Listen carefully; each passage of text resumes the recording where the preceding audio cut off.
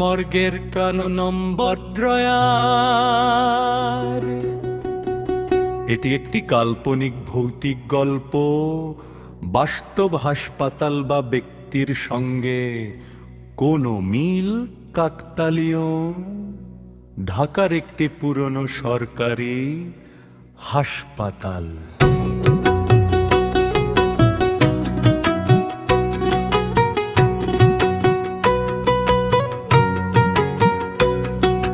দিনের বেলা হাসপাতালটি রোগী স্বজন আর ডাক্তারদের ভিড়ে মুখর থাকে, কিন্তু রাত ১২টার পর হাসপাতালের নিচতলার মর্গ যেন অন্য এক জগতে পরিণত হয়। রাতের ডিউটিতে নতুন যোগ দিয়েছিল ওয়ার্ড বয় রিয়া। ডিউটির আগে সবাই তাকে শুধু একটি কথাই বলেছিল, ১৩ নম্বর ড্রয়ারটা কোনো অবস্থাতেই খুলবে না। রিয়াদ ভেবেছিল এগুলো নতুনদের ভয় দেখানোর গল্প। রাত ৩:০০ হঠাৎ মর্গের করিডোরে ধাপ্প কিছু টেনে আনার শব্দ শোনা গেল। ঘরর ঘরর। সে সিসিটিভি মনিটরের দিকে তাকিয়ে দেখল সব করিডোর ফাঁকা।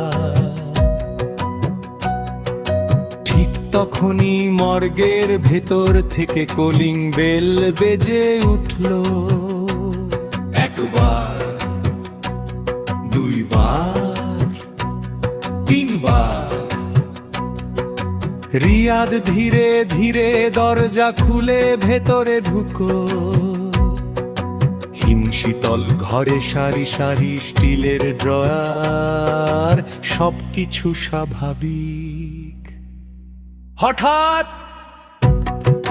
ছপ ছপ ছপ ছপ ১৮ নম্বর ড্রয়ার থেকে শব্দ আসছে। রিয়াদের হাত কাঁপছিল। সে কাছে যেতেই ভেতর থেকে খুব আস্তে একটি নারী কণ্ঠ ভেসে এলো। দয়া করে আমাকে বের করো। রিয়াদের বুক ধড়ফড় করতে লাগলো। সে সাহস করে ড্রয়ারটি টেনে পড়ল। ভেতরে কেউ নেই, শুধু একটি সাদা কাপড়। ঠিক তখনই তার পেছনে ঠান্ডা নিঃশ্বাসের শব্দ।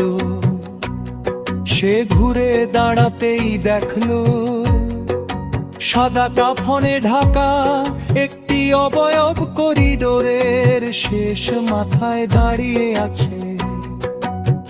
ধীরে ধীরে সেটি মাথা তুলল। চোখ দুটো পুরো কালো, মুখে অস্বাভাবিক এক হাসি। হাসতে হাসতেই বলল, আমার জায়গায় তুমি থাকবে। সঙ্গে সঙ্গে হাসপাতালের সব আলো নিভে গেল। কয়েক সেকেন্ড পর জরুরি বিদ্যুৎ ফিরে এলো। মর্গে দরজা খোলা, কিন্তু রিয়াদ নেই। পরদিন সকালে হাসপাতালের কর্মীরা ১৩ নম্বর ড্রয়ার খুলে স্তব্ধ হয়ে গেল। ভেতরে একটি নতুন মৃতদেহ, মুখে আতঙ্ক জমে আছে। আর তার গায়ে ঝোলানো পরিচয় পত্রে লেখা, রিয়া, নাইট শিফট বয়।